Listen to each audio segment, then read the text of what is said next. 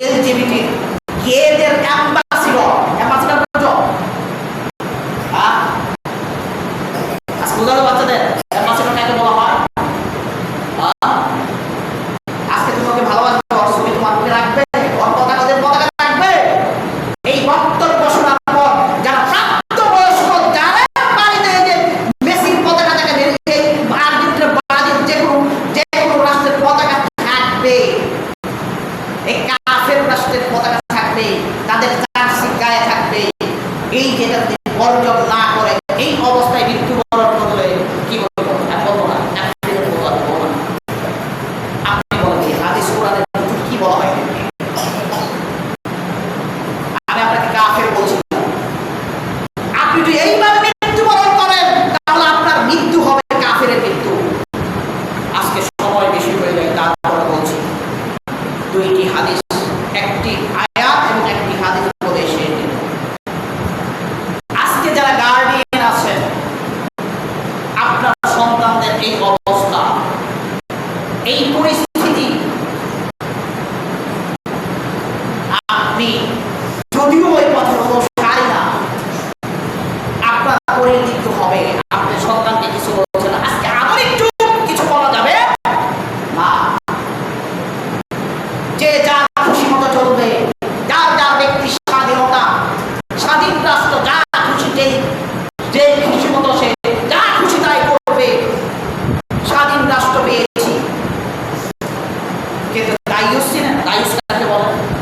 দায়ুস শুধু ওই অশ্লীলতা না, ইসলামিক যত অনইসলামিক কর্মকাণ্ডকে যারা, ইসলাম বিরোধী কর্মকাণ্ডকে যারা, যে গার্ডিয়ান সমর্থন দেয়, কিছুই বলে না, তারাই হলো দায়ুস। সালাতুল্লাহ ইয়াদখুলুহুমুল্লাহুল জান্নাহ, কয় শ্রেণীর মানুষ জান্নাতে যাবে? আল্লাহ বলেছেন তিন শ্রেণীর মানুষ। আল-আকু, পিতামাতার অবাধ্য সন্তান, পিতামাতাকে লাথি মারে, বৃদ্ধ হলে তার ভরণ পোষণের সঠিকভাবে দায়িত্ব পালন করে না, পিতামাতাকে আবার অনেকে খাওয়িয়ে নিজের পায়ের সম্পদ দিয়ে নিজের পেটের ভিতরে আগুন ধরে পড়ে। খাওয়ানোর নীতি কি? পিতামাতাকে খাওয়াইছে এই নিয়তে যে ওর ভাইকে যেন সম্পত্তি, বোনকে যেন না দিতে পারে, নিজে ওই আগুনগুলো পেটে ভরার জন্য পিতামাতার সাথে সদাচরণ করে। যখন সম্পত্তি নেওয়া শেষ, তখন আউট অফ গেট। সেটা বুঝতে পারছেন?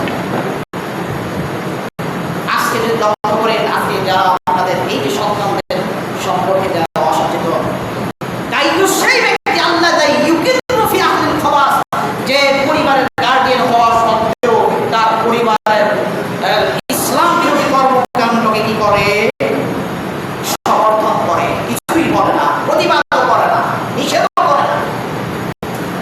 একটা দিন বলে না, আব্বু আম্মু তোমার জন্য যেন আমাকে জাহান্নামে যেতে হয় না, একটা দিন বলেছেন?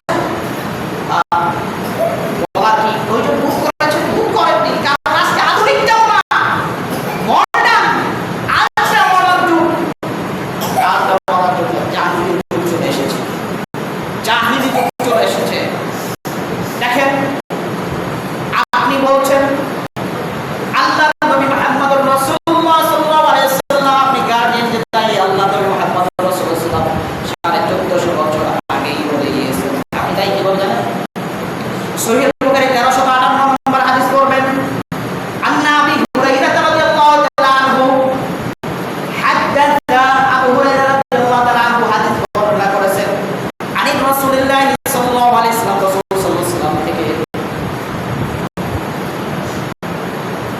মা মিন মাউলুদিন ইল্লা ইউলাদু আলাল ফিতরাত, প্রত্যেক সন্তান যেটাই জন্মগ্রহণ করেছে ফিতরাতের উপর জন্মগ্রহণ, ইসলাম ফিতরাতের।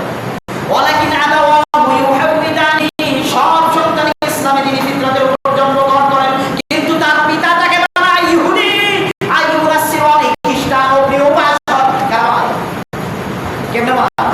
এই পিতামাতার কাছ থেকে দেখে দেখে শিখে, পিতামাতা কিছু বলে না, তাই ওরকম হয়ে যায়।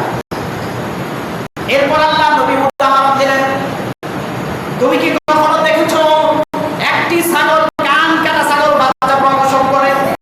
না, কখনো না। ছাগল পূর্ণাঙ্গ ছাগল প্রসব করে।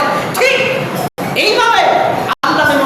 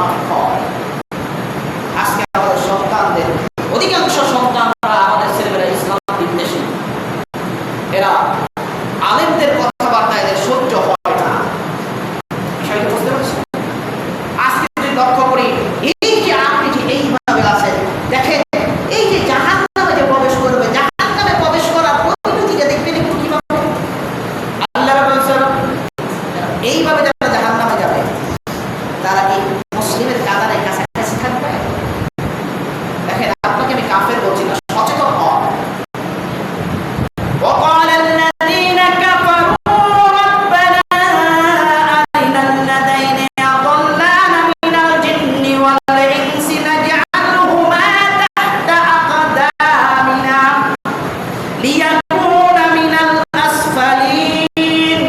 এই সন্তানরা যখন জাহান্নামে যাবে, জাহান্নামে যাওয়ার পূর্বে বলবেন, ও আমার পালনকর্তা, দুনিয়াতে ওই দুইজনকে নিয়ে আসো, দুজনকে এই দুনিয়া